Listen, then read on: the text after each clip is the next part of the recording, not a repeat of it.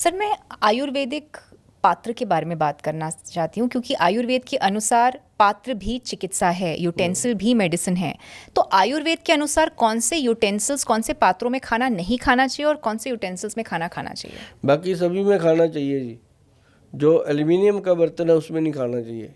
अपने सारे घरों में 90% अपने घरों में क्या है, सुबह सुबह जो फ्राई पैन जिसमें चाय बनती है वो एल्युमिनियम का है। बिल्कुल। जहर में जहर, महाजहर सुबह सुबह लोग चख लेते हैं। उसी का कारण है कि आज देश में 90% लोगों का लीवर फैटी है, और पहले नहीं होता था मैडम, और हॉस्पिटल भरे पड़े हैं। ऐसी ऐसी बीमारियां निकल के आ रही हैं, सुनी भी नहीं थी। दाल बनती है वो भी कुकर है, वो भी एल्युमिनियम का है। अब उसमें भी सीटियां बजती हैं। अब जो उसमें सीटियां बजती हैं, सुबह टॉयलेट में सीटियां बजती हैं। बंदा बैठा भगवान सीटियां मारता है, पेट खराब है ना। तो ये बंद करना चाहिए। दाल जो है, कोई भी दाल है, उसको टाइम लगता है मैडम पकने में, बनने में।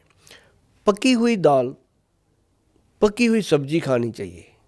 इसके लिए मिट्टी की हांडी, मिट्टी के बर्तन, चलो मैं कहता हूँ परोसने के लिए ना लो, पकाने के लिए तो ले लो। जिसमें खाना पके वो मिट्टी का बर्तन हो। अच्छा। है ना। जो परोस रहे हो खाना, वो कोशिश करो वो कांच के बर्तन हो। कांच का बर्तन अपना भाव कभी नहीं छोड़ता। बाकी आप पित्तल में डाल दो, स्टील में डाल दो, कॉपर में डाल दो, वो अपना भाव सब्जी को दे ही देंगे। ठीक हो गया ना। और दूसरी, जो आप कहते हो कि वो जो एक होता है ना कैसरोल, रोटियां पका के रख लेते हैं, चावल बना के रख लेते हैं, रायता डाल के रख लेते हैं, उसमें सर्व कर, वो भी कोशिश करो कि वो बर्तन भी मिट्टी का हो। अच्छा। अब मैंने उनको बोला कि आप मेरे पास आते हो, दवाइयाँ लेते हो, 20,000 रुपया दे जाते हो, तो एक बार यार मन को कैड़ा करके 20,000 के बर्तन गाड़ी में रख के फेंक आओ ना, क्या हो जाएगा। उससे हमारा मोह होता है कि ये कढ़ाई मैं नहीं दूंगी, ये पतीला मैं नहीं दूंगी, ये प्लेट रोही इतना महंगा लेके आए थे मैं नहीं दूंगी, है ना। अरे भाई, जहर कितना मर्जी महंगा हो, अमृत हो नहीं सकता। तो उसको मन करड़ा करके फेंक दो, उसकी जगह पे मन पसंद पीतल के बर्तन ले आओ। अच्छा। ठीक है।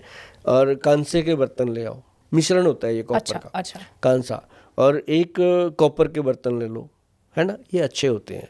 और स्टील का बर्तन भी कहीं ना कहीं कंप्रोमेटेड होता है। अच्छा। लेकिन ना हो तो बेटर।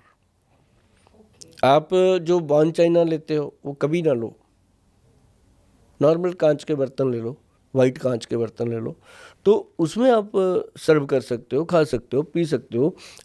भोजन जिसमें पकता है, जो पकने वाला है, वो आपके पास पीतल के या मिट्टी के हो। अच्छा सर, लेकिन पकने में दिक्कत यह हो जाती है, मिट्टी के जो बर्तन होते हैं, कि उसको फिर उसकी सफाई कैसे हो? उसको हमेशा सफाई करना है राख से। मैं इसलिए बता पा रहा हूँ टेक्निक, मैं कोई कुक थोड़ी हूँ। अब मेरे को पूछी जा रहे हो ऐसी बातें कि मैं सब्जियां बनाता हूँ लेकिन ये मेरा गुड लक है कि मैं और मेरी वाइफ, हम दोनों एक गांव से हैं। जैसे ये बर्तन को आपने धोने की बात करी है, इसके लिए हमें गोबर की वो चाहिए, राख। गाय के गोबर की मिल जाए, कोई भी गोबर की राख चाहिए, हमारे वहाँ उपलब्ध हो जाती है। आजकल तो गूगल पे मिल जाती है। मैंने इसके ऊपर एक एपिसोड डाला था बिल्कुल राख के ऊपर, कि राख का क्या क्या फ़ायदा होता है। क्योंकि पहले तो गांव में ऐसा होता था कि लोग खाना घर पे खाते थे और हगने बाहर जाते थे। अब खाना बाहर खाते हैं, हगने घर आ जाते हैं सही बोला। नहीं, तो पहले जब बाहर जाते थे तो वहाँ ऐसे राख ही होती थी, हाथ उठ उसी से मांज लेते थे। तो वो असली सैनिटाइजर है वो राख, है ना। तो उसके साथ क्या है कि वो मिट्टी के बर्तन अच्छे से मंज जाते हैं। उसमें कोई वो कांटे वाला तीखा तारों वाला वो नहीं चाहिए होता ब्रश। उसमें बस नॉर्मल वो राख डालो, हाथ से ऐसे ऐसे कर दो तो वो साफ़ हो जाते हैं बर्तन। तो ऐसे ही बर्तन बाहर से साफ़ हो जाते हैं, बहुत अच्छे चमक जाते हैं। और एक दो बार यूज़ करने के बाद हांडी भी पक्की हो जाती है, उसको पता चल जाता है। बार बार अग्नि पे चढ़ाएंगे तो पक्की हो जाती है वो।